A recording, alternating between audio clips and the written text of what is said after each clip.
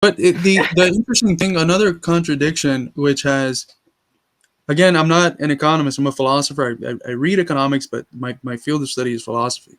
But I know that there's debates going on within Marxist economics as to how do we understand what exploitation is. There's a certain group of economists that want to move away from the traditional understanding of exploitation as surplus value that's created and robbed from working people. And they point to, again, some of these contradictions. Like you've already engaged with volume 2 of Capital, and you know that he's still talking about those agents of circulation and about the unproductive proletariat as being exploited, right? But then in volume 1, it seems to be quite clear that exploitation is a term that's used to describe the phenomenon of surplus value extraction, right? But if they're unproductive and not creating, which means they're not creating surplus value, right, or acting as agents of circulation, how can he continue to say that they're exploited? That's a tension, right? I don't know how to respond to that. Because if they're not producing surplus value, which is what he holds as the condition for what productive and unproductive is, it doesn't seem like he can continue to say that they're exploited. But we do want to say that they're exploited because they're working class people. So what they've done is like change the definition of what exploitation means away from the more orthodox definition of exploitation is the concept we use to describe the extraction of surplus value. I don't know if that's correct. The Marxist Hey, intellectuals.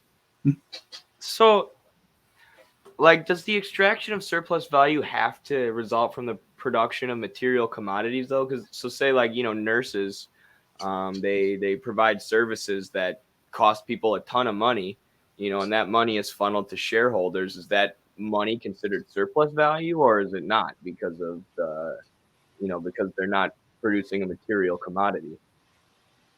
I don't think it's the materiality of what they're producing. It's not the materiality of what they're producing that is to be considered. It does. You don't have to make a tangible object in order to be Right. productive, right? So nurses can create surplus value, then wouldn't that make them productive? It would, right? The question would be, where's the surplus value being created? Like, can you say that the in certain forms of activity, when they're combining different things in order to use something that they have combined in the process of giving service, when they do that, are they doing the same thing that like a Subway employee is when he mixes all of the ingredients and makes a sandwich, which is a new creation, right? That Mhm. surplus value. So you could, I guess, make an argument that a portion of their workday is productive and another Right. portion unproductive, and Yeah. therefore they're creating surplus value. That's true. I mean, the work that nurses do is necessary to keep those old people alive, like in nursing homes and stuff. So you could almost consider that a contribution to the means of subsistence. Like that's, Mm, something right. that service is almost a commodity.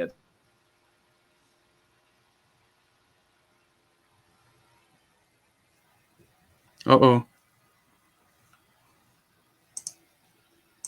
Did Eddie freeze, or is that me?